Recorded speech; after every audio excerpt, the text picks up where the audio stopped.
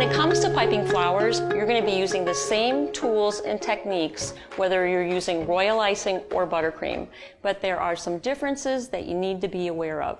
Let's talk first about buttercream flowers. Buttercream is made out of fat and it tends to be soft and it never fully sets. So when you can, it's better to pipe directly on the cake or the cupcake. For example, buttercream drop flowers should really be piped directly on your treat. Again, since buttercream is made of fat, it can break down if you have hot hands or if you're in a hot room. When you're piping, try to keep the room cool. If you have hot hands, take breaks and run your hands under cold water to cool them down. Buttercream flowers can be made in advance, which is great if you need to work ahead.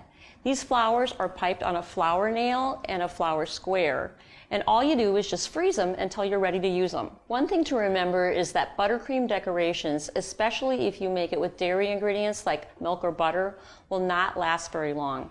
Generally, you should use those flowers within a week.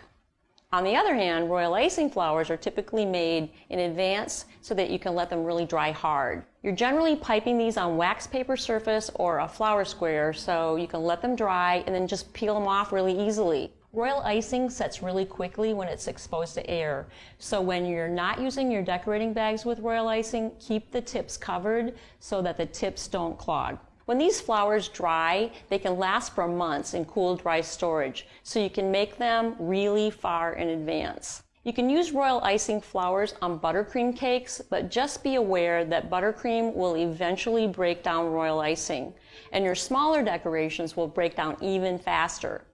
If you have really tiny decorations, you may want to put those on the cake closer to serving time. I hope that this clarifies the differences of piping flowers and royal icing and buttercream for you. The type of icing that you choose will depend on your design, your application, and how far in advance you want to make your flowers.